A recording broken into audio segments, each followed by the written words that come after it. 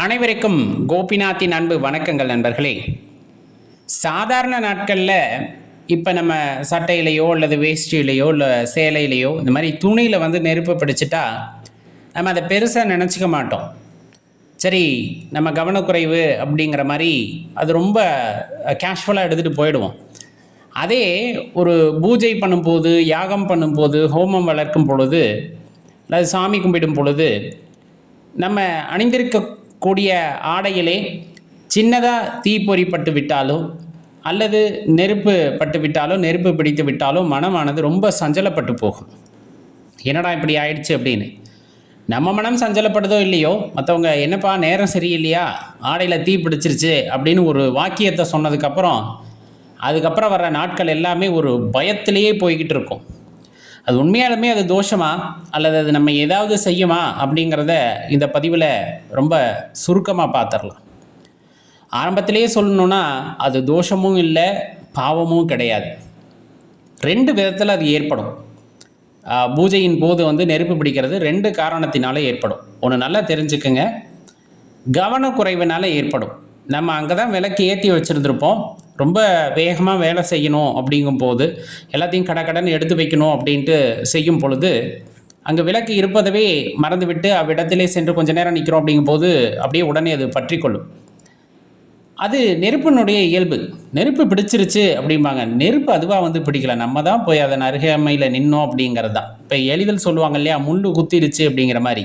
முள் அதுவாக காலில் குத்துச்சுன்னா கிடையாது, நம்ம தான் போய் குத்திக்கிட்டோம் அப்படிங்கிறது தான் உண்மை.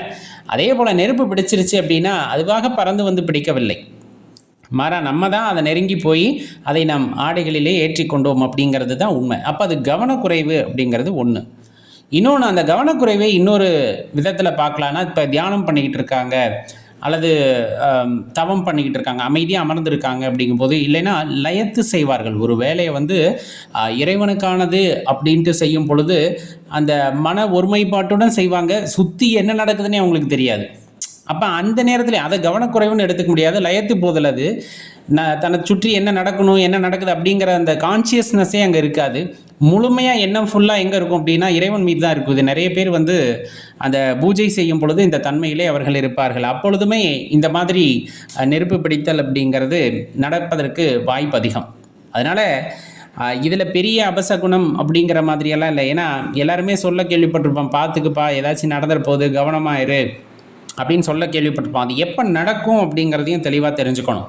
இப்போ அந்த நெருப்பு பிடிச்சிடுச்சு, அப்போ நம்ம மனசு ஏதாச்சும் நடந்துருமோ அப்படின்னா அதை நம்ம ரொம்ப இறுக பிடிச்சிக்கிட்டோம் அப்படின்னா ஒரே விஷயத்தை திருப்பி யோசிக்க ஆரம்பிக்கும், நம்மளுக்கு தப்பாக நடந்துருமோன்னு.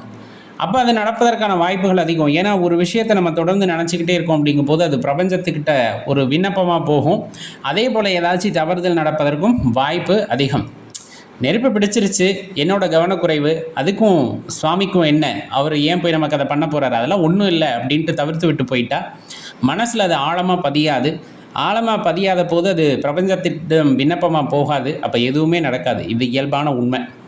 இது யார் மறுத்தாலும் இதுதான் உண்மை. சரி, ஒருவேளை அப்படியே இருக்கு, மனசு ரொம்ப சங்கடமாக இருக்குது அப்படின்னு நினச்சோன்னா அந்த கட்டியிருக்க ஆடையோடு குளியல் செய்து விட்டு அவ்வாடையை அப்புறப்படுத்தி விடுவது அப்படிங்கிறதும் சால சிறந்தது. தேவையில்லை அப்படின்ட்டு நம்ம தூக்கி போட்டலாம்.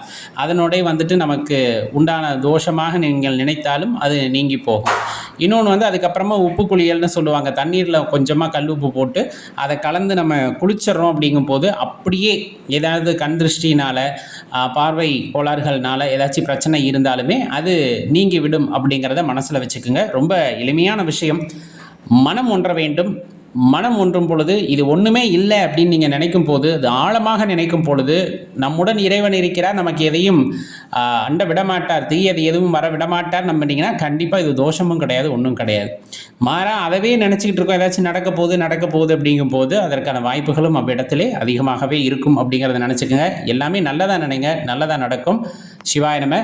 மறக்காமல் இந்த வீடியோவை உங்கள் நண்பர்களுடையும் பகிர்ந்துக்குங்க. நன்றி, வணக்கம்.